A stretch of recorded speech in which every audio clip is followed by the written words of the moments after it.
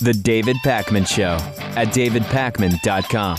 Please support strong, independent media by becoming a member of The David Pakman Show. Memberships start for the cost of one of those lattes, really, Lewis, per month. Go to davidpakman.com/membership. Join up today. You'll really be helping to support a great independent media program.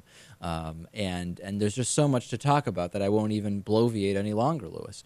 Religiosity and intelligence. In 2008, intelligence researcher Helmut Nyborg examined whether IQ relates to religious denomination and income using a number of different representative data, including from the National Longitudinal Study of Youth, which includes intelligence tests based on state. They also have been a number of other tests done, including one that was co-authored by Nyborg and Richard Lynn, who's an emeritus professor of psychology at the University of Ulster. And really the idea is, let's look at whether there is a correlation, and as a second step, what the causation is between how religious someone is and their intelligence. Okay? This is obviously very controversial research. There are a couple of different images that I want to show you. One image here is from this study looking at, on a per-country basis, IQ versus percentage of people not believing in God. And as you'll see, the closer that we are to the left, the more religious the country is. More people believe in God towards the left. And as you can see here, those are typically ranked all along the lower IQ ranges, going all the way up to about 92, 93. And as we look at the countries where more and more people don't believe in God, you'll see that the average IQ is significantly higher, okay, on the whole. And when we clearly see the trend line here. Let me put up another picture for you now. The next picture I'm going to put up is a compilation graph that has been done, and it's a big image, so I'll move it around here, which ranks states from most religious to least religious, okay? That information comes from a Gallup poll which asks people, how important is religion to you? And at the very bottom of the list is Vermont, which people have self-identified as religion is least important to me. And at the very top of the list, as the most religious, we have Mississippi, followed by Alabama, South Carolina, Tennessee, Arkansas, and Louisiana. The next column over is average IQ. And average IQ is sourced from, I believe it's a couple of different studies, including the ones that are referenced at top50states.com, the average IQ score, as well as census information is where this is all compiled from. And as you can see, Lewis, if we look at the average IQ in the states that are most religious, it is much, much lower than if we scroll to the bottom of this document and look at the states where people are least religious. Well, in this, not much lower. Well, you have to remember, Lewis, when we're talking about IQ and so many people and the average IQ is 100, you're not going to see a huge number deviation, but even one IQ point difference in average is taking into consideration a huge amount of people. That's true, but this is still pretty close. Well, but if the highest being 104, I mean, we can still see that there are states here in the middle of the spectrum where the average IQ is 103. Yes, but I completely disagree with you. If you look at the trend line here, you're going to see that there's a very significant trend here. And again, one IQ point difference is a big difference. The difference between an average state IQ... No, I agree that the trend does lean in favor of less religious people being less intelligent. All right. And now, vice versa. I agree with that. We do have to look at here is poverty. And if you look at the most religious, lowest IQ states, which is column number 3 here, you will see that Mississippi, Alabama, South Carolina, Tennessee, these states all in the red when you look at the percentage poverty.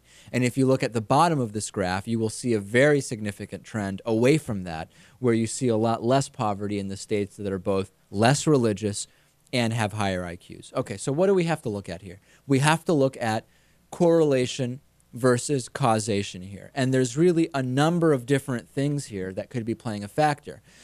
It's possible that poverty, both within the United States, or if we look more broadly at the macro level at among countries, that poverty leads people to be more religious as a beacon of hope, so to speak. So that it is not actually that the being more religious is correlated with lack of intelligence in any, or that it's causing it in any way, but rather that lack of access to education and resources is giving people religion as something that they can rely on emotionally. Does that make sense? or they're just not being taught or not learning about alternatives to religion. That's part two. Right. That's alternative number two. And Dr. David Hardman of London Metropolitan University says it's very difficult to conduct true experiments that would explicate a causal relationship between IQ and religious belief because of a lot of those reasons. On the other hand, he does add that studies do correlate IQ with being willing or able to question beliefs. And you're absolutely right that if people are taught a certain way about religion and they don't really have the resources or the means to question those beliefs, that can correlate to lower IQ. Mm-hmm.